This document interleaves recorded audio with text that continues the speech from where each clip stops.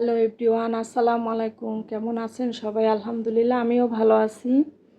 আমি আজকে চাউমিনের একটি ভিডিও আপনাদের সাথে শেয়ার করব। প্রথমে সবজিগুলো কেটে নিলাম।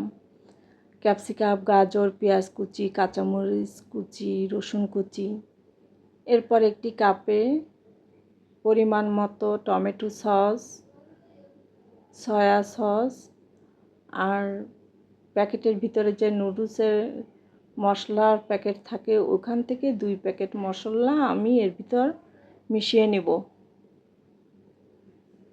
মনে হচ্ছে আর একটু সয়া সস লাগবে, নিয়ে নিলাম। এবার ভালো করে এটা মিশিয়ে নিব। গরম পানিতে নুডলস সিদ্ধ করছি এবং এটা হচ্ছে মোটা নুডলস। চাউমিনের জন্য মোটা নুডলসটাই দরকার। সিদ্ধ হয়ে গেছে, পানিটা ছেঁকে নিয়েছি। কড়াইয়ে তেল দিয়ে পেঁয়াজ কুচি দিয়ে এটা কিছুক্ষণ ভাজবো। আমি গরুর মাংস ছোট ছোট করে কেটে মশলা মেখে ওটা ম্যারিনেটের জন্য 2 ঘন্টা আগে রেখেছি। এখন ওই মাংসটাই এর ভিতরে দিয়ে দেব। এটা কিছুক্ষণ রান্না করব।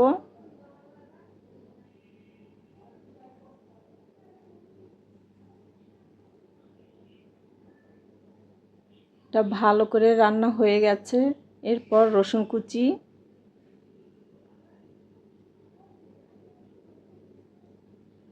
এটাও একটু ভেজে নিব। এরপর গাজর কুচি, ক্যাপসিকাম কুচি আর পেঁয়াজ কুচি দিয়ে কাঁচামরিচ দিয়ে এবার পুরোটাই একসাথে আরেকটু রান্না করব। আরও কিছুক্ষণ রান্না করার পরে 3-4 মিনিটের মতো এর মধ্যে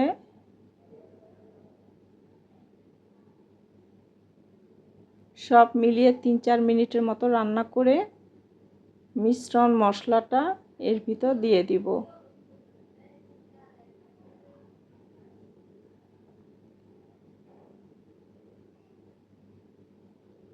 আরও কিছুক্ষণ নেড়ে এর মধ্যে সিদ্ধ করা নুডলসটা দিয়ে দিব।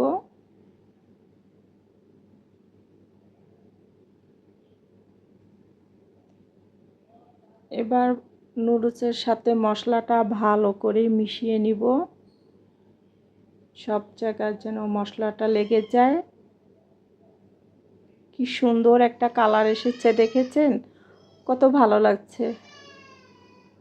এরপর কাঁচামরিচ কুচি আর বাকি মশলার গুঁড়াটা দিয়ে দিব। একটু টমেটো সসও দিয়ে দিব উপর দিয়ে। আমার রান্না হয়ে গেছে, এখন প্লেটে পরিবেশন করার পালা। দেখেন কিভাবে প্লেটে রাখছি। যদি ভিডিওটা ভালো লেগে থাকে কমেন্ট করে জানাবেন।